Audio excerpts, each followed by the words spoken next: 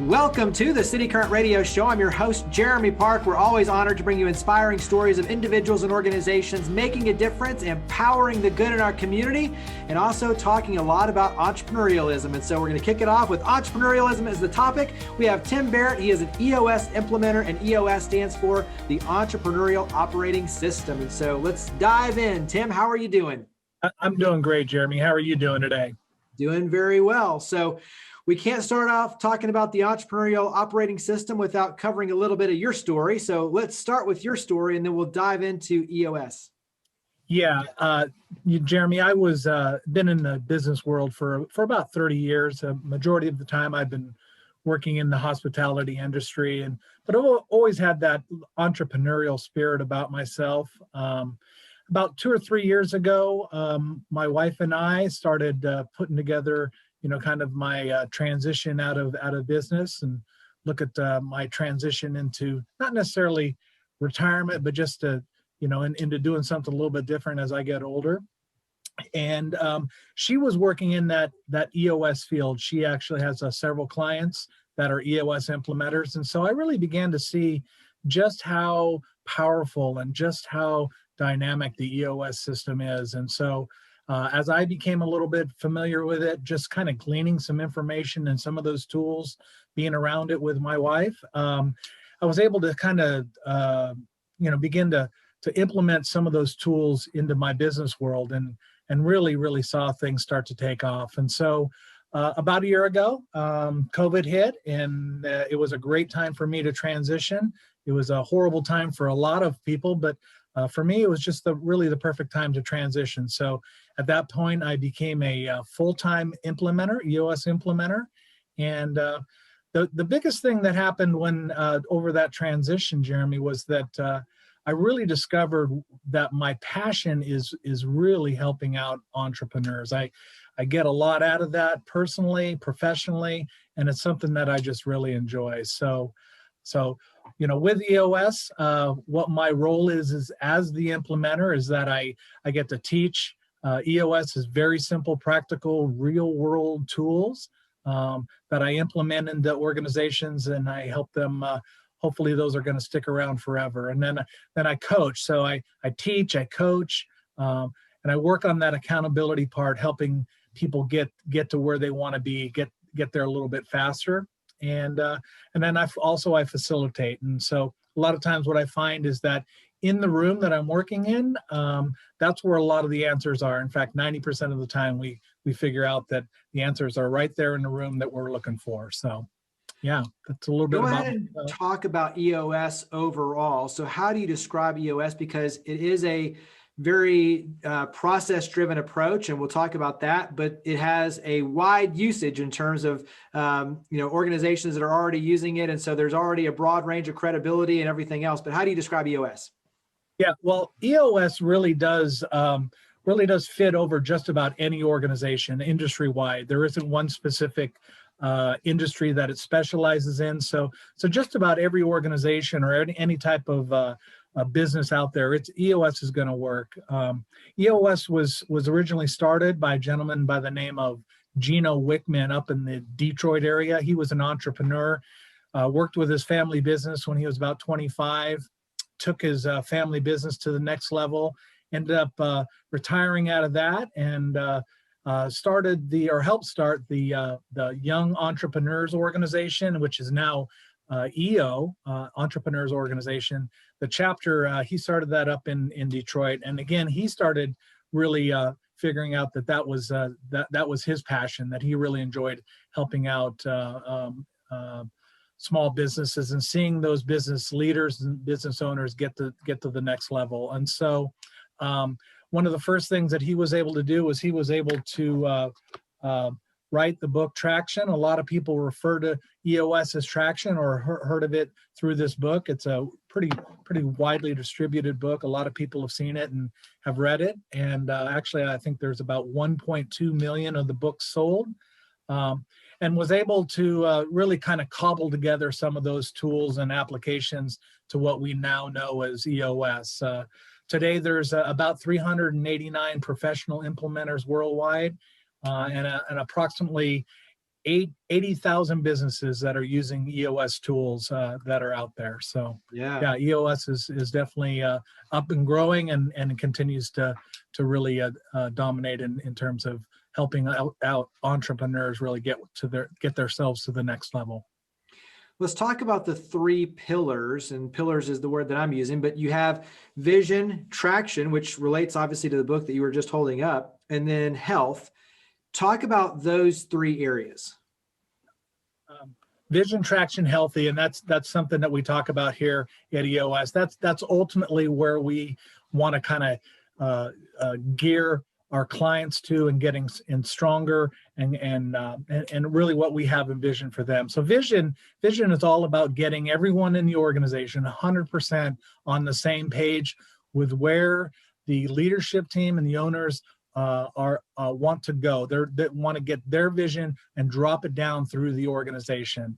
So it's really them getting everybody in the organization understanding what that roadmap is.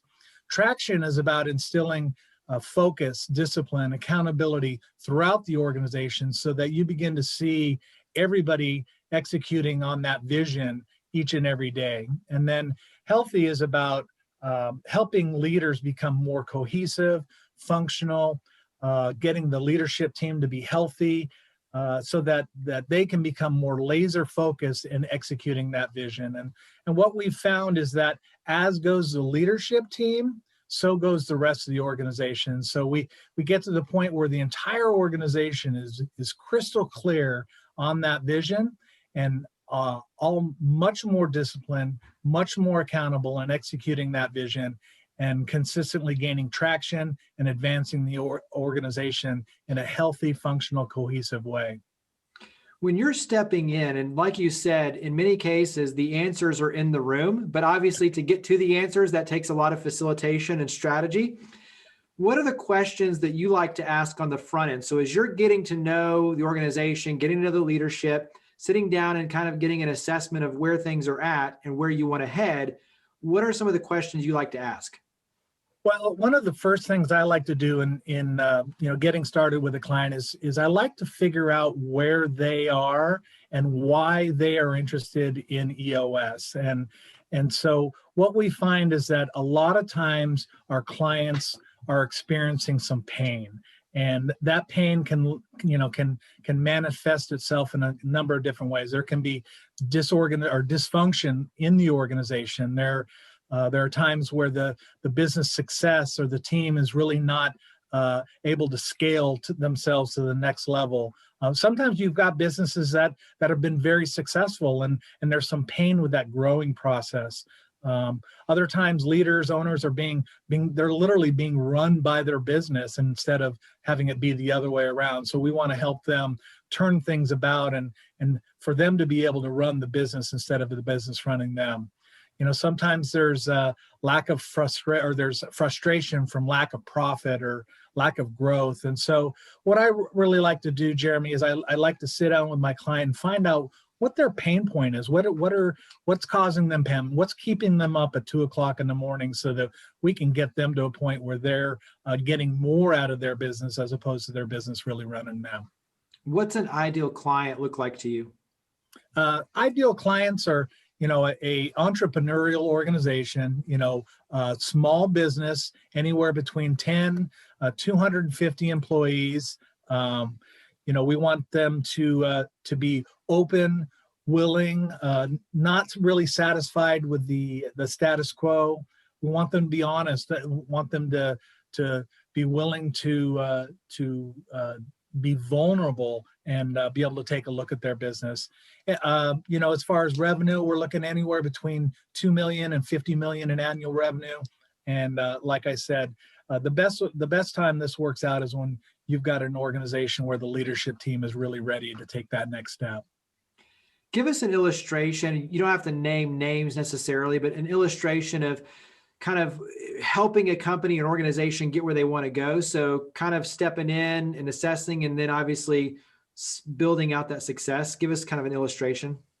Yeah, I started with an organization, and this was actually a nonprofit organization.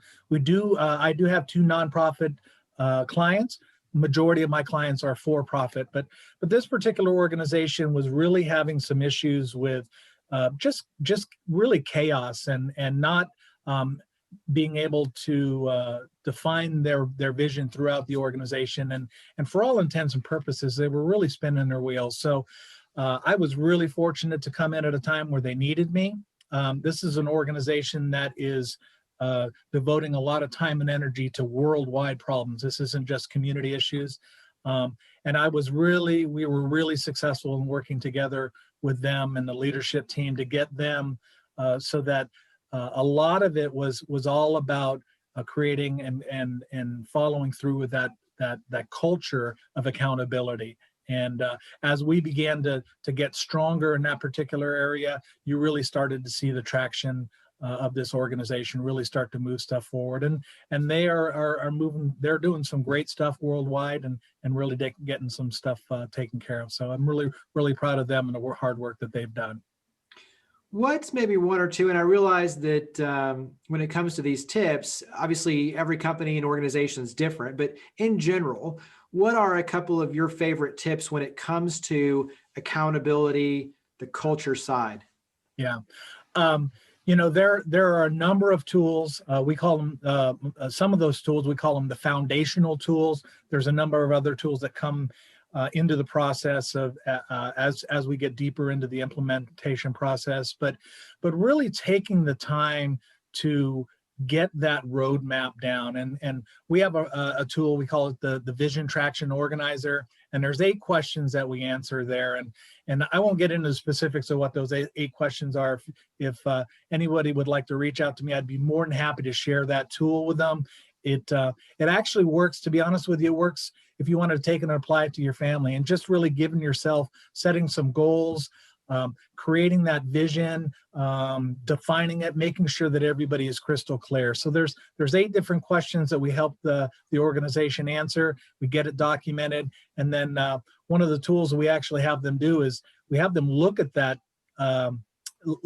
tool, the Vision Traction Organizer, almost on a daily basis, so that it really reminds them of where it is that they want to go, where it is that they have envisioned the organization ending up. So it's all about taking a look at that roadmap, Yeah, and just even taking the time to put it on paper and crystallize it, and obviously by writing it down, that in and of itself creates a bit of accountability. And so carry that forward on how this has changed you already. So when you look at working with these organizations and the process, how has that changed you now in the way that you go about your life? That's really interesting. One of the things that we talked about, the vision traction to healthy, with that, it's about healthy communication, and sometimes just getting stuff on the table, just stating the problem and recognizing it is such a healthy thing. And, I'm not going to say that I've necessarily had issues with, members of my family, mostly my kids, but I'll tell you what, in working with EOS and understanding the power of that healthy communication, it really has helped me. My kids are, teenagers and into their 20s, and really, have really kind of worked with them and making sure that I'm using really healthy communication with them, and that they're using healthy communication back. And it really has affected my life and my relationship with my kids. It's really worked out great. I think, so much of this is just the intentionality and continuing to grow and learn. And, when you look at that, all of that, it works professionally, but just like we're talking, it also works personally. And when you can carry it over, it creates a transcendent effect. You get that synergistic effect of being able to, on both sides, increase your knowledge and grow. Wrap up on your end, because you mentioned it already, but just website, social media, phone number, where do we go to learn more about you and your efforts, and obviously just about EOS overall? Yeah, absolutely. Thanks. I appreciate that. You can find me on LinkedIn. I've got a little bit of a presence there. You want to just look me up under Timothy Barrett. My website is real easy. It's timothy-barrett.com. And then you can feel free to even just reach out to me by phone. My phone number is 615-512-9701. And I'm taking calls with my clients, and I try to get back to people and be able to help, be able to make myself available at any time during the day or night. So feel free to reach out to me whenever you need to, if you have any questions. Well, absolutely appreciate it. Tim Barrett, EOS Implementer, thank you for all you do and for coming on the show. I appreciate it. I appreciate you. Thank you very much, Jeremy.